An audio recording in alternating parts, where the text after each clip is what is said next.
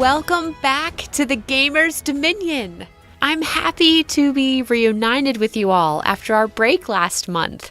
It's been too long. Amidst non-stop travel for work, it was inevitable, I suppose, that I would eventually get hit hard with a terrible case of food poisoning. And that's exactly what happened. What I did not expect was the prolonged suffering of these symptoms. It's been 3 weeks, if you can believe that, and I'm still not feeling 100%. But enough of the realities and woes of real life. What about the whimsy and mystique of virtual worlds and adventurous quests? On our last show, I hope you got the chance to hear all about the unique video game developer, Butterscotch Shenanigans. The two co-founders described a must-hear-to-believe origin story where they overcame gnarly circumstances and produced one of the most praised and top-selling mobile games to date. Today's show will be all about the big reveal week for video games, happening right now in LA at the Electronic Entertainment Expo, better known as E3. Joining me to discuss those highlights and maybe even some lowlights regarding all the reveals and announcements are Mia and Tiffany, who created the fantastic Tandem Canon podcast. Welcome to the show, ladies. Hi. Hi. Thank you for having us. Give us a background of how you two created Tandem Canon. So, Tandem Canon, we are a co-op gaming podcast, and we formed after attending Alcon in 2016. We went to Scott Murray's panel. He was talking about kind of podcasting 101, like how to get started, how to build your audience, and kind of like the initial steps to get up and running. And we had kind of thrown around the idea of a podcast for a while, but we weren't really 100% committed to it until we went to Scott's panel, and we ended up talking with him for an hour and a half afterward. Yes. Yes. Just about various things and gaming and whatnot. And I think after the conference was over, we went to dinner, and then by the end of dinner, we had like a concept and everything. We were just like so excited about it. So we like playing games together. And we've been longtime gamers, so it just seemed like a natural fit, especially because we're best friends. So yes, that's so cool. Tiffany, what do you mean by particularly a co-op podcast? Is it kind of a play on words for co-op games, or is it something specific to you two? This is a more of a co-op centered podcast where we kind of like talking about games that we can often play together. And of course, like the variation of what a co-op game is can vary a lot. And especially since the gaming industry has evolved a lot, especially gameplay, to where it's more immersive than it was before. That definitely, we like talking about games that we can definitely play together. But I know there's a ton of games out there that we absolutely love. That's not the case, but we also like to mention that we wish that some games were co-op so we can play it together, because sometimes just playing with friends is absolutely the best. Mm-hmm. I cannot agree more. And I know that there are, a lot of ways to play, online with your friends. Like, for example, you can hop on a Call of Duty match, with your friends. But I feel like there is a lack of couch co-op games that you can just play with your friend, sitting right next to you. Like with Destiny, I feel like it could have been a great couch co-op game, but they didn't offer that. Yeah.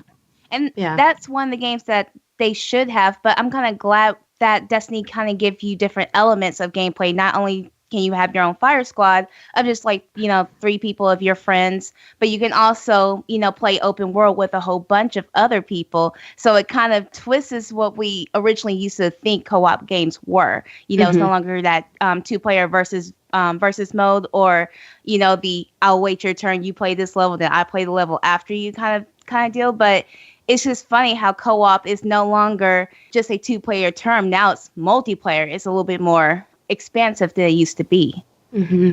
And especially because with we talked about this I think at one point, but now we're in our 30s and we have jobs, we have families and responsibilities, and so there are good and bad things with doing online co-op. You're not in the same room with that person, so it's harder to connect with them, and we have technology issues and whatnot. But in terms of flexibility, it's great. But you do miss that human element of being right there and just like, let's discuss this thing and fangirl, and it kind of loses meaning a little bit when you're doing online. So yeah, like I kind of feel the same way. Like I miss couch co-op. Yes. And I think luckily there's some developers that are starting to become more cognizant of that and bringing that back, but Yes. it's few and far between, unfortunately.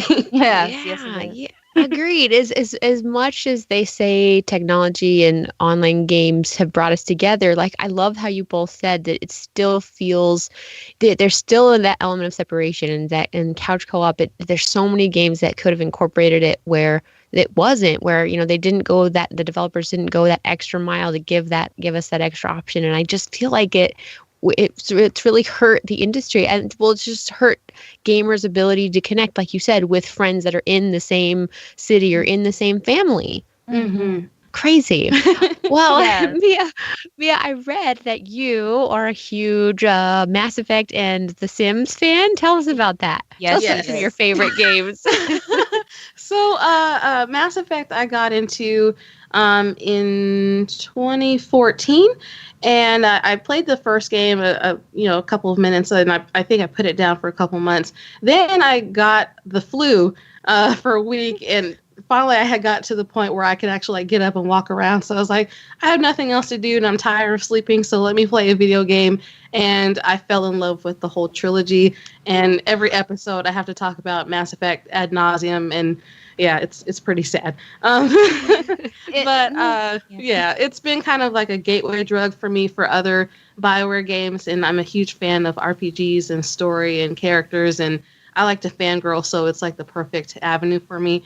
And then The Sims, I got into, I think, around 2000 or 2001 through my sister, and I've been a fan of it since the beginning. So, yeah. I love that you can be influenced by your sister or, like a close friend where they say, I'm playing this, and something that maybe you wouldn't have tried before, you give it a try. And you're like, wow, this is really a lot different than I would have thought. Or you get hooked when you didn't expect it. Oh, yes, Yes. definitely. It's Tiffany. What with you? I saw Assassin's Creed and Tomb Raider, two of my favorites as well. Yes, and actually, it's kind of funny what you said about influence, because I remember Mia was trying to play Assassin's Creed 1, and she's like, got put off by practically being attacked every time you look at somebody wrong on that game. And so I was just like, why don't you try Assassin's Creed 2? I heard like a lot of people, that was the game changer. And it was. Yes. And so essentially that practically just changed the entire game to where I got her addicted to the series as well. Not as much, of course, as Mass Effect, but definitely enough to where she was just like, okay, now I understand why people were attached to this fandom. But for me, I've been playing Assassin's Creed not since it came out, but probably I picked up the first, I would say maybe about like 2010, 2011. But I had seen someone else play it before, and I was immediately intrigued. And I was like, well, as soon as I get my PS3, which I didn't do until I think about 2010, then that was one of the first games I picked up, that and God of War 3. But I decided from there just to play the series and have been just totally addicted to the storyline ever since then. Mm-hmm. Good, bad, and indifferent, but as we've often voiced in our podcast regarding our feelings about Ubisoft, and they're extremely strong. But also for Tomb Raider, I played that originally on the PS1 releases of Tomb Raider, and have been addicted to that series ever since. But I am definitely loving the reboot. Are you also loving the reboot? Yeah, for sure. And I love how you said, that Ubisoft is really strong, and they'd make, a lot of great games. And they've made so many Assassin's Creed, it's like clockwork, where I feel like they've had, like, I think the pressure that they've put on themselves to put out too many Assassin's Creed I think in some instances it's forced them to, be innovative, and we've seen some really cool things, but in other instances, like, it suffered, with the rush. Yes. But help me again, there's so many Assassin's Creed. Which one was the one with the more recent one with you could get on the pirate ships and you could, wield your own Black Flag? Yeah, that one I really enjoyed. Like, I really feel like it was a cool twist on the same genre, our same Assassin's Creed, but with some really cool freshness that I really enjoyed. Oh yeah, definitely. Now, June is a huge month for video games because every year we hear about, we see, we'll read reviews, we watch things on YouTube, or we're actually there at the huge event E3. I would love to hear your thoughts on 2017 expectations and, new releases or upcoming releases for games. What do you guys think about this year?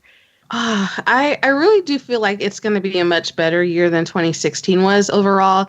I'm really excited about Sea of Thieves. That one is coming out pretty soon. Agents of Mayhem. And there's been a couple new things with PlayStation. With E3, they just came out with a couple of things, and I'm just trying to wrap my head around it all. I'm really interested in the new Assassin's Creed game, Origins. Yes. It looks really gorgeous, and I guess from the way that they've retooled it, it looks like it's more like an RPG rather than a traditional game that they've been doing. So it's like they've taken some cues from Skyrim and maybe Mass Effect to a certain extent, and so you don't really have those limitations. So I'm interested to see what's happened to the game since they went kind of on a mini hiatus and took a year off. They needed to, though. Yeah, I think it was it was definitely needed. So I'm looking forward to those for sure. And I there's just so many different games right now. I just can't wrap my mind around them. Right. Yes. And the Xbox console announcement, Xbox One X, right? Yes. Yes. Yes.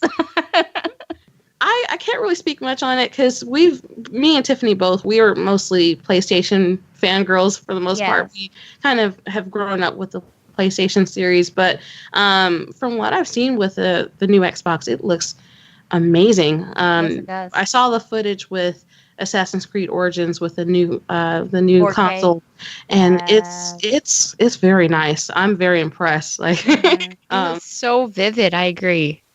It's wonderful. And then there are a couple of games on there that I'm like, oh, that I might have to look into getting one.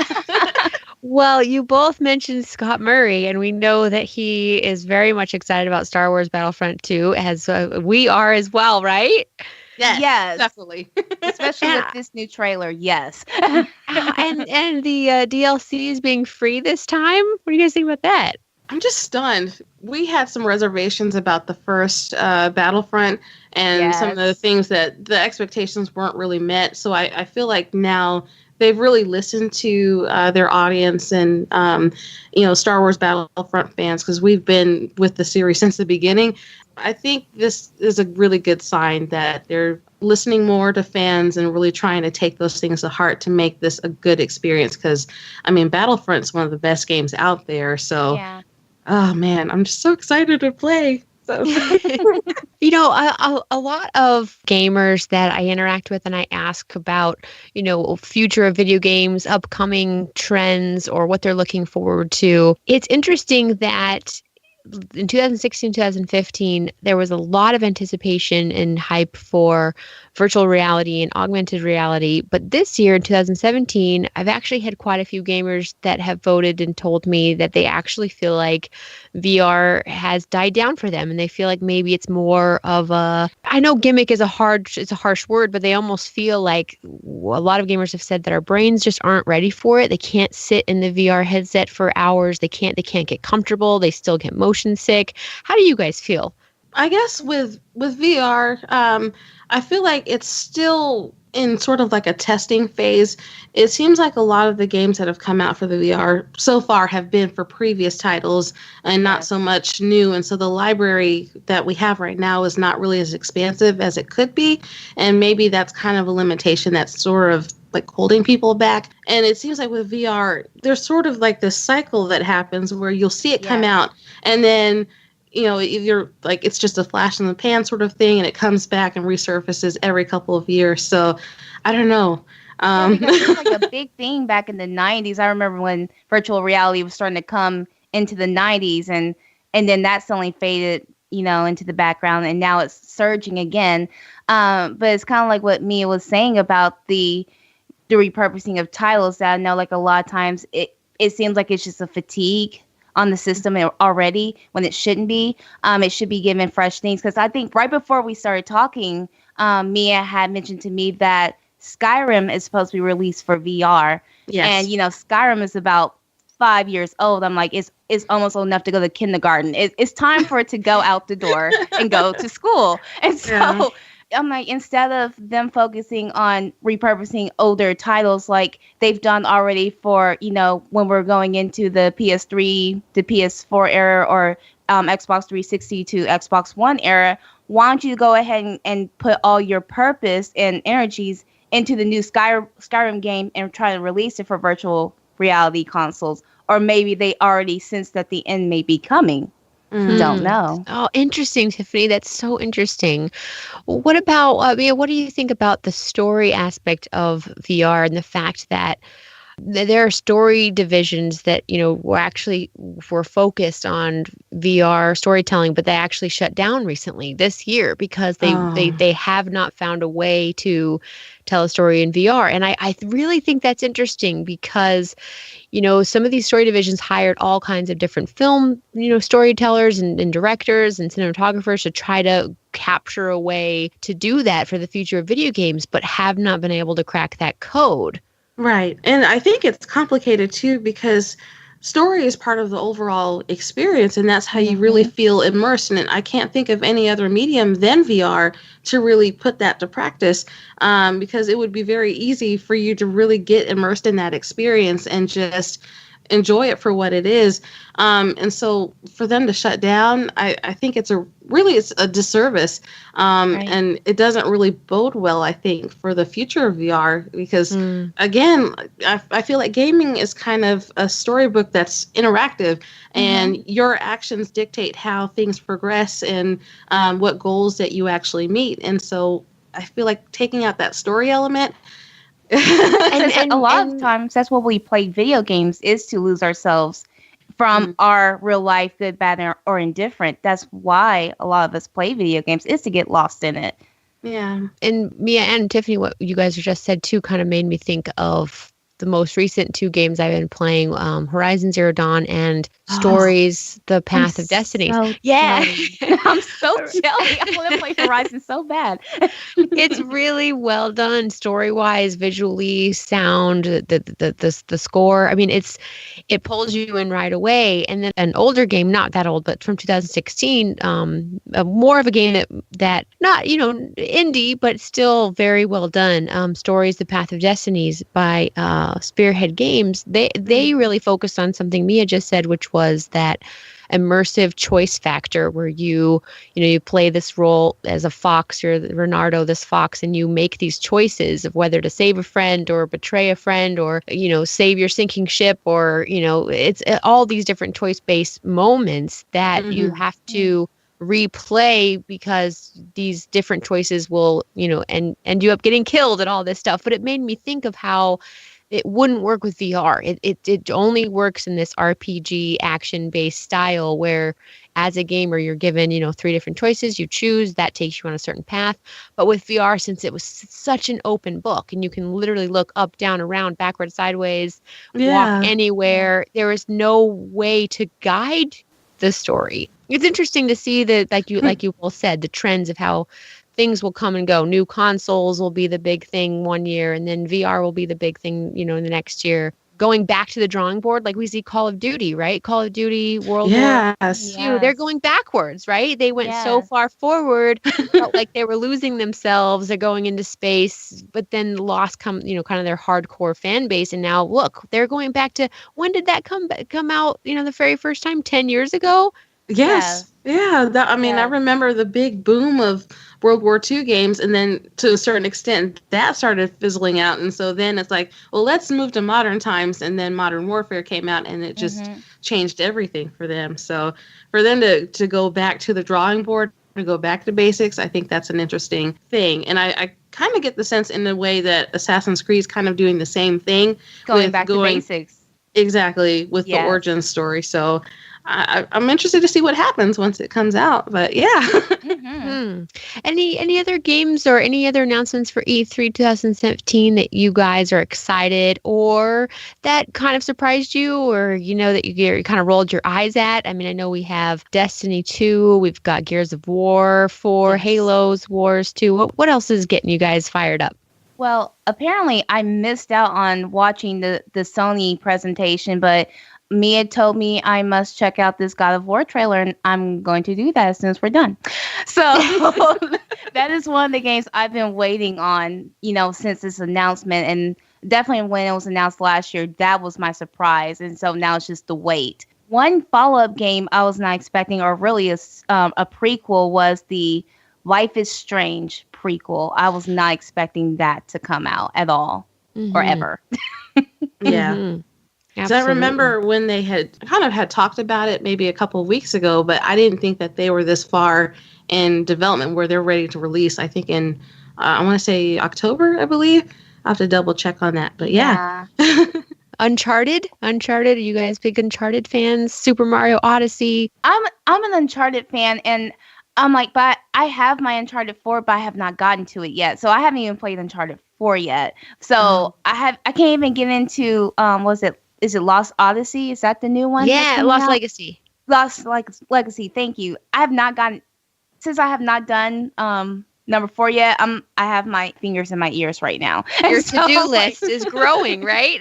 Yeah, your to-play list. It's definitely my summer game to play. That's one of the games that I want to hop on before especially before Lost Legacy comes out. So that's my homework for the summer. My summer reading list for the summer. You're to just get on like Uncharted. me, where I don't watch movie trailers if it's a movie I know I want to see, because I don't want any spoilers. So I'm like, I'm the same way. I'm No the spoilers. same way. Well, time flies when we're having fun. We're almost out of time, but can you share with our fans what you both have coming up and what you're looking forward to, and how we can follow you and keep up with all that you're doing? So this summer it's of course convention season, so we're gonna be at the Let's Play Gaming Expo later on in early August, as well as Classic Game Fest in Austin in July, and QuakeCon also in August. So we're gonna be making the rounds and running around and getting into stuff. But yeah, you can subscribe to us on iTunes. We're also on Google Play, and we're on all the social media stuff: Twitter, Facebook, Tumblr, Twitch, and all that. So Yes. It's a lot to keep up on, right? Yes, it is. So many social media avenues, and you've always got your fans saying, well, are you on Instagram? Well, are you on Facebook? Well, are you on Twitter? Right. Everyone has their preferred venue, their preferred platform. No, definitely. Well, it was such a pleasure talking to you guys, and I'm really excited to hear more about what you're going to do. And it's just, you both have really good energy. So thank you so much for being on the show. Thank you for having us. You've been so sweet. Yes, thank you. Well, it was a blast. We'll have to do it again very soon. Definitely. Oh, yes. All right. A lot of new and interesting things evolving in the games industry right now. Thank you, Tandem Canon, for being on the show. What a treat that was. Before we go, I'd like to invite you to share your experience with us regarding E3 news, or even what you're playing lately. You can email us at contact@assemblyofgeeks.com, and you can also connect with me directly on Twitter or Instagram at Genese Davis. That's Genese with a G. Or on my author page, of course, which is facebook.com/Genese Davis Official. Keep in mind that if you're subscribed to the Assembly of Geeks podcast, you'll automatically get additional shows such as the fantastic Comic Book Noob, the Geek Directive, and the Star Wars podcast, Sky Talkers. Thank you so much, everybody, for listening, and huge thanks to our producer, Scott Murray. I look forward to having you all back for our next episode of The Gamers Dominion. Until then, keep calm and game on.